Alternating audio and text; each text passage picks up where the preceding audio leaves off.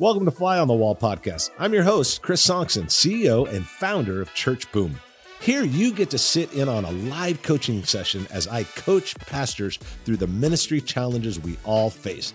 If you find this podcast helpful, please make sure to like, subscribe, and share. Hey everyone, today we're talking with my buddy Daryl, and we are talking about how do we positively impact our community no matter what the size of our church is. It's a great conversation, very practical. I think you're going to love it. I want to encourage you before we jump into the conversation to check out churchboom.org. If you've ever thought about being a coach, even if your church is 200 or 2,000, what it would be like for you to coach, to create a second income or to create a second chapter for your life. Go to churchboom.org, check out our coaching certification program. I believe it's one of the best, very practical, very hands-on. We very much help you become a coach. And so check it out, churchboom.org, and check out coaching certification if you've ever thought about being a coach. But let's jump into today's conversation. I think you're going to love this one. Well, man, it's so good to have you on here. Appreciate you. Love your heart for the kingdom. Love your heart for the Lord and for his people, and it's awesome. But let's jump into the coaching conversation. How can I serve you today, Daryl? What's on your mind? Yeah, I think when I circle back to one of the one-day events that I was at that time I was the director of ministries for our church, so I handled all our ministry teams. I got to serve all of them, make sure that they were equipped, make sure that they were empowered to do what they needed to do.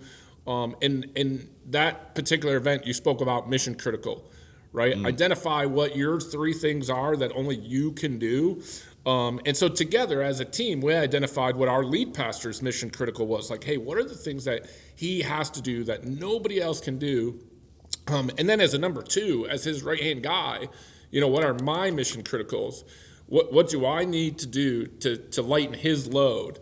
Yeah. Well, I'm now in chair one.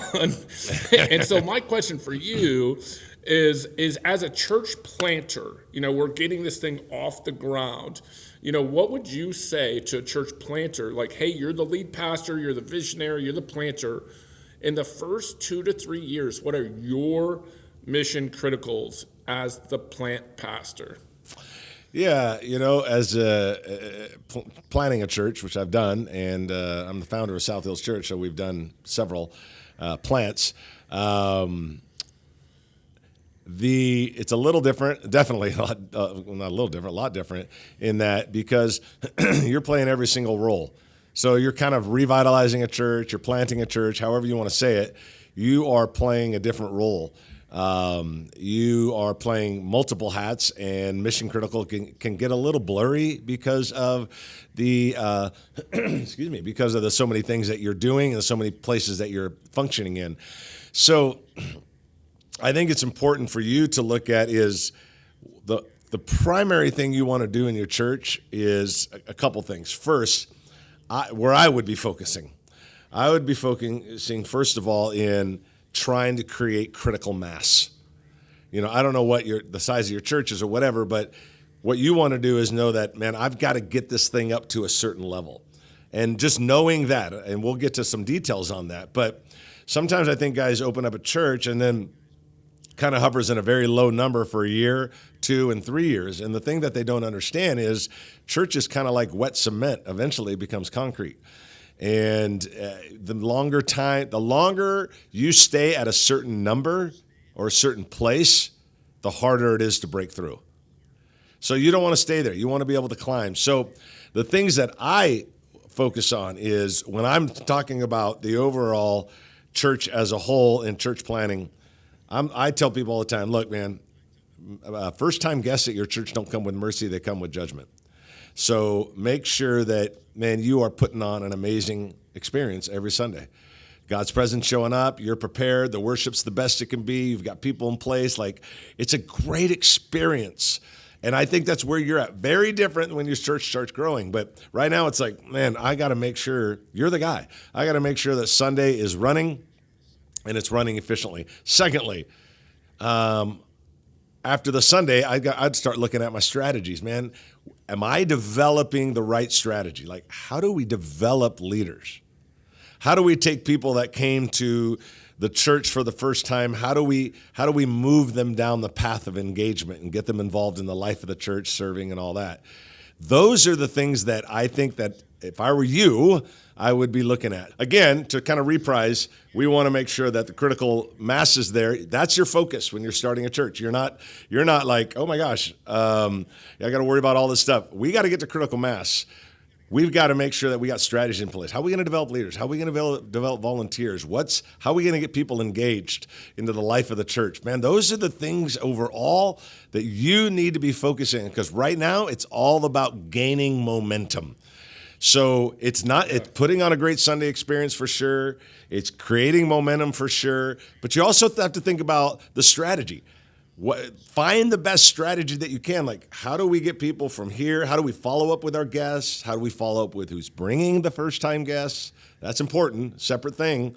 Don't just follow up on the guests. Follow up those that are bringing the first-time guests. Thank them and call them up and all that. And I talk about that on different podcasts. But you've got to, in that early days. So if someone's watching here and your church is under 100, it's about gaining momentum. Put on amazing Sunday experiences, get the strategies nailed down, get people engaged in the life of the church at a better rate, at a better speed. Someone's new to the church, they start coming to the church, you invite them to possibly serve in a certain area, get them engaged in the life of the church.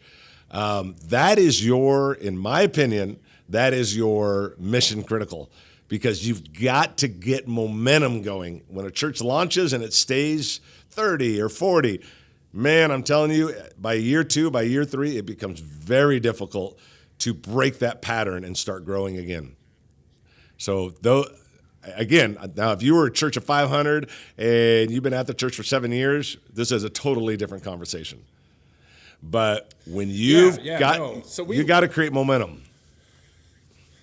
Yeah, I would say from September to December. So it's those first, 3.5 months we were open, we were averaging 19. We're now averaging 37. And I told them right out of the gate, my goal for this year is 50 by the end of the year.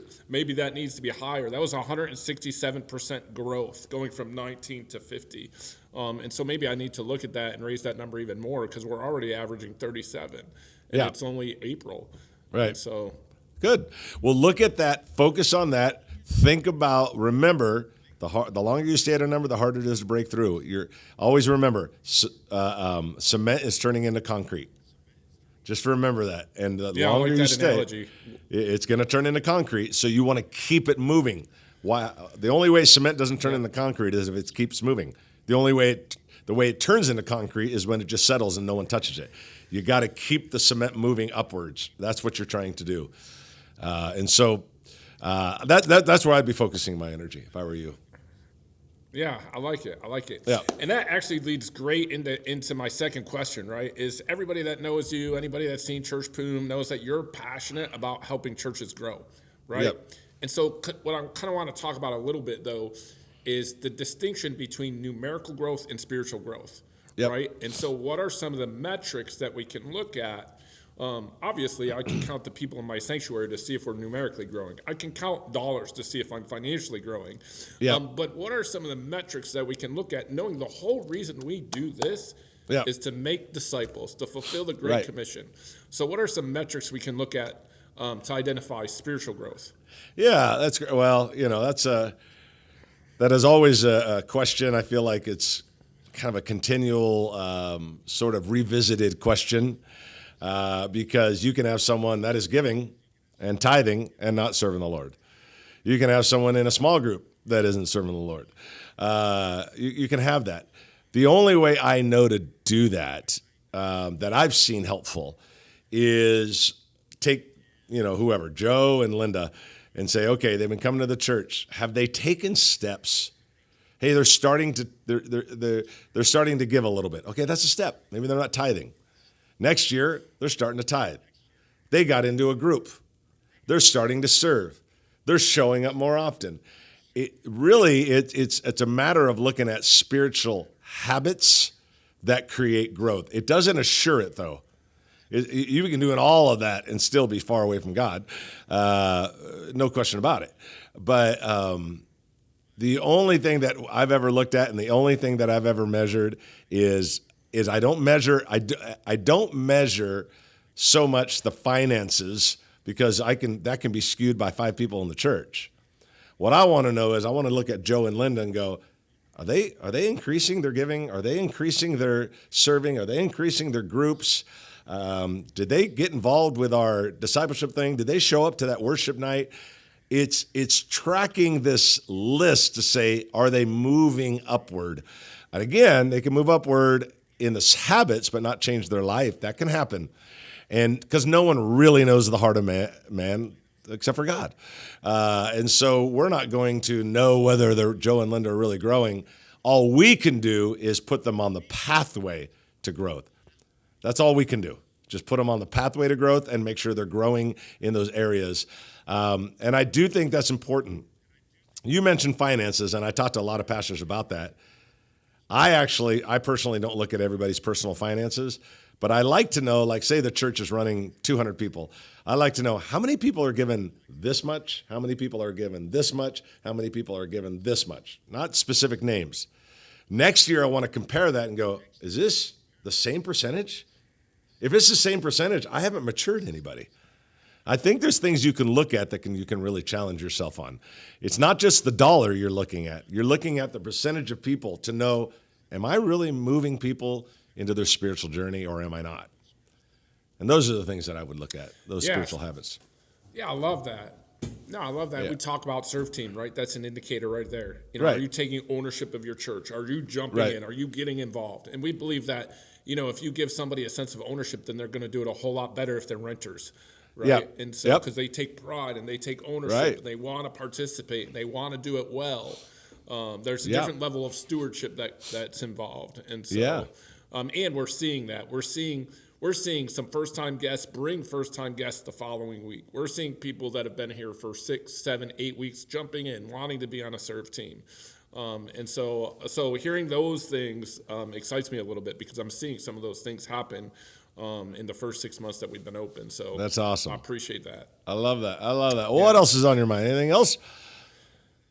Yeah, so we're in a community that is like Newark itself is kind of unique. It's this city dropped in the middle of a cornfield, and so we're kind of urban. I think the word we use is urban, like we're a little rural, a little urban, and so but we really want to make an impact in our community. We're really close to our elementary school. We're really close to our middle school, and all those feed into one high school in our community. All my kids have gone through that district. My grandkids are in the district. And so we really want to make sure that we are working with our community to impact our community. We've been intentional about building relationships with our local councilmen, other city leaders. But what would you say in the first couple of years as a plant, especially in a location that maybe did not engage with the local community? This is our heartbeat. Like we want to return to the church being front and center, right? Serving its community. And so what would you say are a couple of ways as a church plant in a location that maybe didn't have that history that we can do those things and do them well? Yeah, so a couple books back, a book I wrote was called Indispensable Church. And it was all about becoming indispensable. In other words, man, the mayor, the supervisor, superintendent of schools, the chief of police, the chief of the fire, they couldn't even imagine if we weren't here. Matter of fact, it would concern them if we shut down. Can we get to that point? I think the majority of churches in America, I don't think the mayor or the chief of police or the superintendent, unless they're true believers, I don't think any of them even care whether or not we shut down. I don't think they feel like they would miss anything. You ever thought about that? Like, what would they miss? The people in our community, what would they miss? So we asked that question 8, 9 years ago. We started really evaluating, and as the founding pastor of South Hills, I remember getting a team together, and we were just thinking, like, does anybody even care if we were gone? Like, honestly, we got all these campuses and a lot of people that go to our church, but outside of the people who go to our church, does anybody care? So we just began to realize, like, nobody's really serving the community. What if we figured out really practical ways of doing it? So we started really small. Daryl, we started like, okay, what if we had a serve Saturday, in 3 months, and we went to the superintendent schools and said, what could we do for you on May 20th on a Saturday. Like, what could we do for your school that would bless you? That would be a good thing for you. That would be a great thing. Well, our teacher's lounge needs paint and it doesn't have a refrigerator where they could put their food. And okay, great, thank you. Anything else? Oh yeah, well the boys' bathroom, girls' bathroom, that thing, the paint's chipping there, and whatever. And so we began to go to the Parks and Rec, go to the chief of police, go to the superintendent, build relationships with the leaders of the community, and say, how can we serve you? We found a few tasks, and we said, all right, church, we got a few tasks we're going to do in the city. Because everybody goes to feed the homeless or give out backpacks when kids go back to school. That's the two Christian things we do. I don't know why. And not that those are bad. I'm not saying they're bad. They're great. But it's what if we went to the people running this city and just said, how do we serve you? What can we do for you? First responders, we found one of them, their waiting room didn't have a couch, and the flooring was all torn up. So we set out a Serve Saturday at our certain campus, one of our campuses. A lot of people go to that campus, probably 1,000 people or whatever. And we said, all right, who wants to show up? We had about 30 people show up. We raised the money in advance. We got all the material. We went on that Saturday, blessed them, took pictures of it, showed it to the church. That turned into 6 months later, let's do another Serve Saturday. That turned to another Serve Saturday. Then the other campuses started doing it. And then we ended up calling it Love Where You Live. And the whole thing was called Love Where You Live Saturday, Love Where You Live Week. It was Love Where You Live. We got to a point, I think a couple of years ago, we just went shy over 200 projects in 1 year. Kind of projects I just told you. That's incredible. Through all the campuses. We got to a point, one time I was helping another church do the same thing. And he started doing it. Now, on his third year of doing it, back up, a few years ago, I said, hey, man, start serving the community. He told me a while back, this pastor, church is probably 400. He told me a while back, he's like, hey, man, he says, you're never going to believe it. He called me up. I'm like, what? And he goes, we've been doing these things you told us to do for 3 years. He goes, the mayor just called me. And it's a big city. I mean, it's not like a rural, it's got 100, probably 80 to 100,000 people. The mayor calls him and says, hey, I heard that the church, you're leaving the church. And he's all, I don't know where you heard that. You got the wrong guy. And he goes, this is the mayor telling this pastor. He goes, thank God. He goes, I know I don't go to church. I know I'm not a Christian or anything. He goes, I can't even imagine if you guys weren't here. What would we do? That's where you want to get to. And if I were you, I would pick a Serve Saturday 3 months out, find a couple projects from some of the leaders in the community, get your church to do that, and then do it again 4 or 5 months later, then do it again 4 or 5 months later until, you're doing a Serve Saturday about 3 times a year, and you are literally impacting the community. If you go look at South Hills Burbank, that's our Burbank campus. About 3 weeks ago, I think we gave 150 prom dresses away to girls that otherwise couldn't get a dress. And we found out from the schools, they gave us a weird request. They're like, yeah, you don't really need to paint our teacher's lounge. We've got a lot of kids that can't afford prom dresses and they want to go. They're being raised by their grandparents. They're being raised by foster parents. They said, not a problem. We'll figure it out. Hooked up with Nordstrom, hooked up with a bunch of other places. They donated some dresses, Hundreds of people showed up on a Saturday and girls got prom dresses. We figured out how to serve the community through the leaders of the community. And that's how you do it. Does that make sense? One of the things I'm hearing you say, I think what I'm hearing you say, and I think this is a lesson we're starting to learn by getting it wrong, is let the people who need the help identify what the help is. That's right. That's exactly right. It's a good way of saying it. It's an excellent way of saying it. Yeah. Rather than just go do something, tell us what you need. Yeah. Yeah. Yeah, we did the backpack rally, man. We are going to give 300 backpacks away. 100 of them are going to be fully stocked. We had 250 backpacks. We didn't know kids came, kids left, and we still had 250 backpacks. So I drive them over to the school, and I walk in because I'm just going to donate them to the school. And this is exactly what was said. Great, more backpacks, just what we need. Because everybody gives away backpacks. But we thought we're the new church in town. We're going to rock this giveaway. Yeah. And it was not what they needed at all. Oh, yeah. And I love what you said. Figure out what they need. Just ask them, what do you need? It doesn't need to be the backpack. It could be just the teacher's lounge needs to be painted. It has nothing to do with students.